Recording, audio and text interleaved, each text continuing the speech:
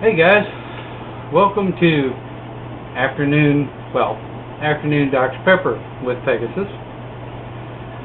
I've been doing some thinking today, and I've decided that I'm going to go ahead and close up the Astral Travel series, and I'm going to do so with the conversation about the warrior training or the battle training in the Astral. This is some place that you will need to be relatively careful. Now, at some point, I may come back and recap some of these books with sex in the astral, astral relationships, astral friendships, and what have you. But that's going to be a topic for another discussion, more like when I'm doing tantric conversations of tantric and stuff like that. So that being said, let us move on. The astral battle plane, the training field, or the astral warrior field, where you learn to fight, to protect yourself, to use energy, and to use this, that, and the other thing to be able to take care of yourself, your family, and take care of yourself magically.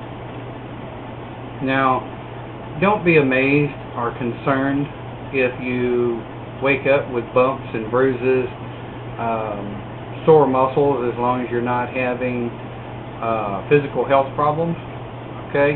And don't confuse health problems with astral battles. Now, there may be times you're attacked in the astral, and when you are, rely on your spirit guides, the astral warriors, and those who defend you in the astral to help you until you become accustomed to fighting or battling in the spirit. That's the reason I've always kind of told people, if I'm what you think you want, go ahead and step up and light that candle. But, I'm no babe in the woods, so to speak. And you can actually be the same thing. You can put into your mind that you would like to have battle training in the astral. I don't recommend that you do it your first 2 or 3 or 10 or 50 times in the astral. You want to get with your master and find out when they think you're ready to move forward with battle training in the astral. Now, it's nothing like fighting on the physical plane. When you're in the astral, anything goes. You use magic, you use physical architecture, you use whatever kind of training you've had.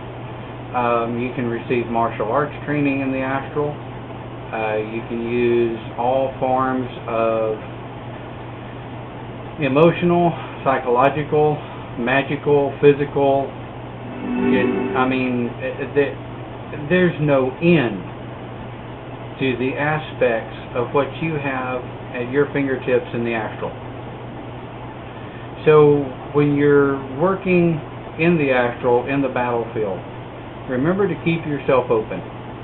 Remember to, when you're first starting out, not to get too crazy, and always remember to disconnect the spiritual body from the physical body, because the last thing you want to do is wake up beating the hell out of your mate. That is definitely not a good thing. Now, as you move forward, you want to be able to control your temper.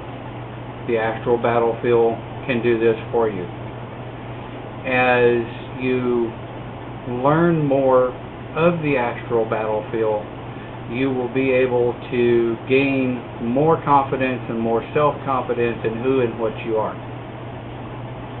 So the next step is remembering that if you're pissed off at someone, don't be chicken shit enough to attack them in the astral. I have people do that to me on a daily basis, and that's just stupid.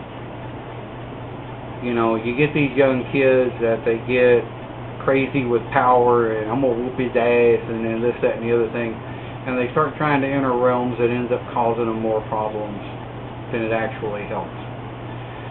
So in your studies, if you get pissed off at someone, pick up the damn phone and tell them, hey, I'm pissed off at you, or go to their face and knock on their door and say, we need to talk. Don't just out and out attack somebody on the battlefield, because if you dishonor the battlefield, the payment that you're going to receive is not going to be worth it. I've seen people get kicked out of the astral for 5 years because of their dishonor on the battlefield. I've also seen people lose everything. Houses, homes, family, jobs, end up on the street because they disrespect the astral and they disrespect the spirits and the deities which they follow. And if a smack on the hand doesn't work and a smack upside the head with a 2x4 doesn't work, they'll hit your ass with a sledgehammer. So the stupider you get, the more you lose. Remember that in the astral. Everything you do on the astral reflects you on this plane, and to a degree vice versa. If you're a backstabbing, lying dweeb that likes nothing but drama on this plane, you're not going to be very welcome in the astral, or at least the spirits that do welcome you, you're not going to be very happy. Never oath or dedicate to any spirit or deity in the astral until you've had a chance to talk to them and you know for sure that's what you want. Most of your oaths in the astral are taken at a bloodlet, and they are a lifetime. Usually this lifetime, unless you go eternity, which, well, if you go eternity, you've lost your mind. Remember what I've taught you about the astral. There are many other aspects, many other planes, and we've only scratched the surface.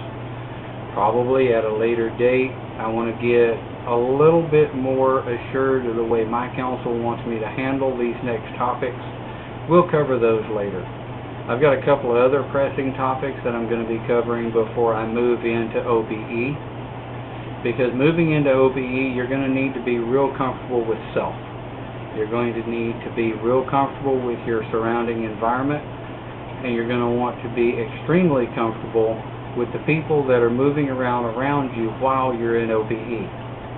OBE is quite a bit more dangerous than astral because you're actually projecting the consciousness to another location. When you're in astral, the spirit is gone, but the consciousness is still there to control and to work with the body to help protect the body from anything that may try to attack it. With your consciousness, you can defend yourself without the spirit present. However, if you project your consciousness, the spirit really cannot actually control the body. It does not have that capability. So with this in mind, I will see you next time with my next topic. Enjoy your afternoon, stroke evening, and I have enjoyed the conversation with you on astral. Do leave your thoughts and comments in the area below, and if you have any more questions, do give me a holler and let me know. Have a great day.